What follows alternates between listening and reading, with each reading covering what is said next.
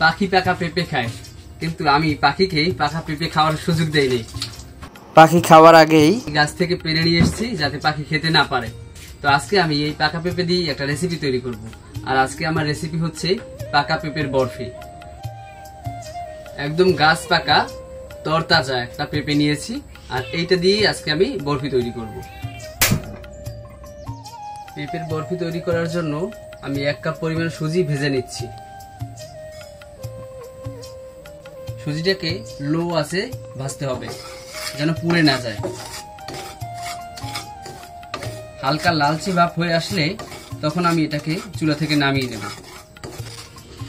YouTubing এর জন্য রান্না করতে না আসলে বুঝতেই পারতাম না যে রান্না বান্না এত কষ্ট।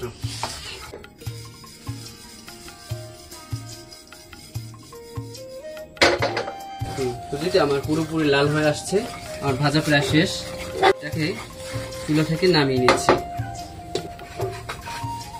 একটা পাত্রে ঢেলে নিচ্ছি যাতে সুজিটা তাড়াতাড়ি ঠান্ডা হয়। সুজি ঠান্ডা হতে হতে রেখে দেওয়া পেঁপেটাকে প্রসেসিং করে নিচ্ছি। প্রথমে পেঁপেটাকে ভালো করে ছিলে নিতে হবে।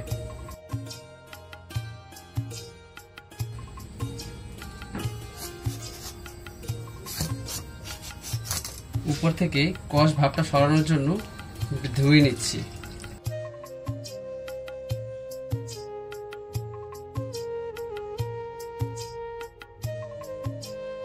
মাঝখান দিয়ে বিচিগুলোকে ছাড়িয়ে নিচ্ছি, মাঝখান থেকে ডুম ডুম করে কেটে নিচ্ছি।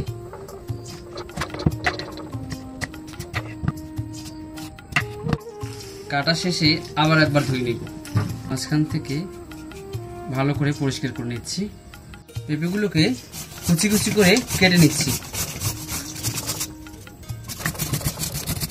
জন্য পেঁপেগুলোকে আমি ব্লেন্ডিং করে নিচ্ছি।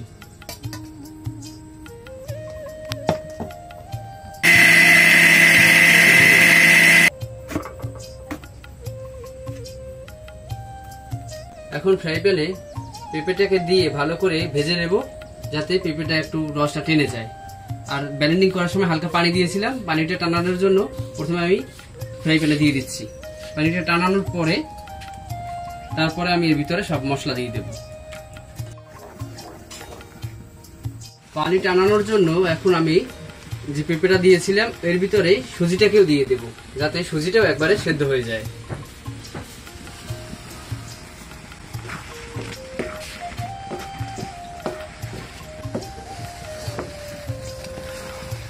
পেঁপের সাথে সুজিগুলোকে ভালো করে মিশিয়ে নিচ্ছি। সুজি দেওয়ার ফলে পানিটা অনেকটা টেনে গেছে। এখন বাকি পানিটাও টেনে যাওয়ার জন্য আমি আঁচের উপরে রাখবো এবং নাড়াচাড়ার উপরে থাকবে। নাড়াচাড়ার উপরে থাকতে হবে, সুজি দেওয়ার ফলে নিচে লেগে যেতে পারে। তাই এখন আমি এটাকে নাড়াচাড়ার উপরেই থাকবো যেন নিচে লেগে না যায়। নাম শুনেই বুঝতে পাচ্ছেন খাবারটা কতটা ইউনিক হতে চলেছে, পাকা পেঁপের বরফি। এখন এটাকে আমি চুলা থেকে কিছু সময়ের জন্য নামিয়ে নিচ্ছি। একই পাত্রে রান্না করব, এই জন্য ওটাকে আমি নামিয়ে নিয়েছি। আপনারা চাইলে অন্য একটা পাত্রেও রান্না করতে পারেন। তো এখন আমি সেই ফ্রাই প্যানে দিয়ে দিচ্ছি সয়াবিন তেল সামান্য পরিমাণে, দিয়ে দিচ্ছি 4 টুকরা দারুচিনি, তেজপাতা 4 পিস, এলাচ 4 থেকে 5 পিস। তেলের উপর ভাজতে ভাজতে যখন একটা ঘ্রাণ ছাড়বে তখন আমি এগুলোকে তেল থেকে উঠিয়ে নেব।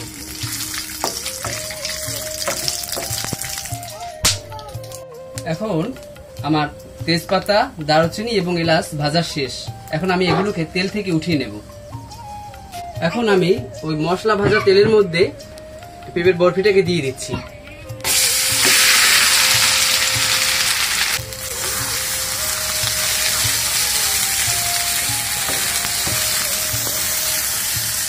এখন আমি তেলের উপরে এটাকে ভেজে নেব, একদম গাঢ় বাদামি হয়ে যখন আসবে তখন আমি এটাকে নামিয়ে নেব। একবারে শুকনো শুকনো হয়ে আসা পর্যন্ত আমি এটাকে নাড়াচাড়ার উপরে রাখবো। এটা যখন একবারে শুকিয়ে যাবে আর কালারটা যখন একটু লাল হয়ে আসবে তখন আমি এটাকে চুলা থেকে উঠিয়ে নেব। এটাকে আমি চুলা থেকে উঠিয়ে নিচ্ছি।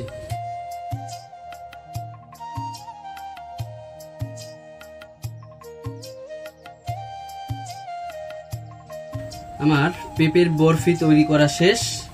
এখন এটাকে মনের মতো করে ডেকোরেশন করে পরিবেশনের পালা।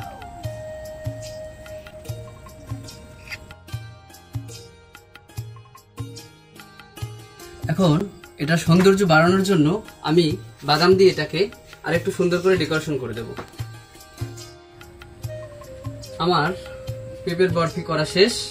এখন আমি এটাকে ঠান্ডা করার জন্য আধা ঘন্টার মতো ফ্রিজে রেখে দেব। আধা ঘন্টা পরে এটা যখন ঠান্ডা হয়ে গেছে, ফ্রিজ থেকে বের করার পরে এখন আমার পরিবেশন করার পালা।